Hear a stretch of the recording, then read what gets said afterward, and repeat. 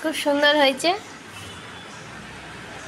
হরে কৃষ্ণ বন্ধুরা, তোমরা সবাই কেমন আছো? আশা করি সবাই ভালো আছে আর আমিও ভালো আছি। তো চলো আজকে আমি তোমাদেরকে সন্দেশ করে দেখো, প্যারা করে দেখাবো। তো প্যারা কীভাবে করছি চলো দেখতে থাকো। প্যারা সন্দেশ বানানোর জন্য আমি এখানে দুধ দিয়ে দিলাম, দুধটা দিয়ে দিয়েছি। এবার আমি এখানে এলাচ দিয়ে দিলাম, আমি 2টো এলাচ দিয়ে দিয়েছি দুধে। এটা আমি এখন চাচি করে নেব। তো দুধটা দেখো ফুটে গেছে, এবার দুধটাকে শুধু নাড়বো। আর এখানে আমি একটু চিনি দিব, পরিমাণ মতো চিনি দিব মিষ্টি হওয়ার জন্য। তো দেখো দুধে এবার আমি চিনি দিয়ে দিচ্ছি।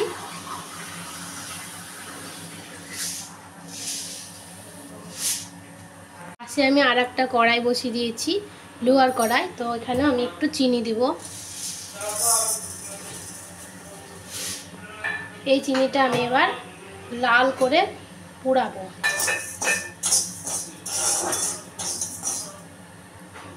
দেখো চিনিটাকে আমি একদম লাল করে পুড়িয়ে নিয়েছি। এবার এই চিনিটা আমি এটাতে দিয়ে দিচ্ছি, একটু একটু করে এভাবে তুলে তুলে দিয়ে দেবো। তো দেখো চিনিটা দেওয়ার পর কি সুন্দর লাল হয়ে গেল। এবার এটা ফুটে ফুটে ফুটে ফুটে ক্ষীর হয়ে যাবে, অনেকটা ক্ষীর হয়ে এসছে।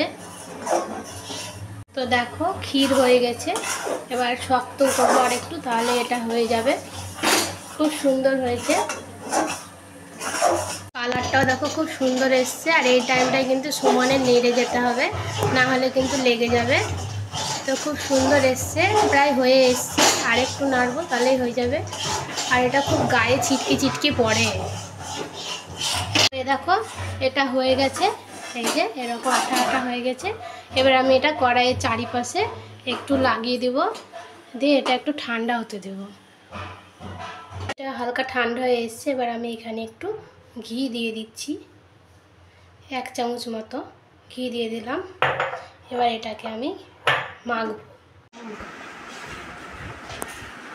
এই দেখো এটা এইভাবে করে নিয়েছি। এটা যত মাখছি হাতে দেখো তেল তেল করছে, মানে ঘি দেওয়ারই দরকার নাই, ঘি বেরাচ্ছে। বানাই এবার এই যে এরকম গোল করলাম, একটু চেপে দেব।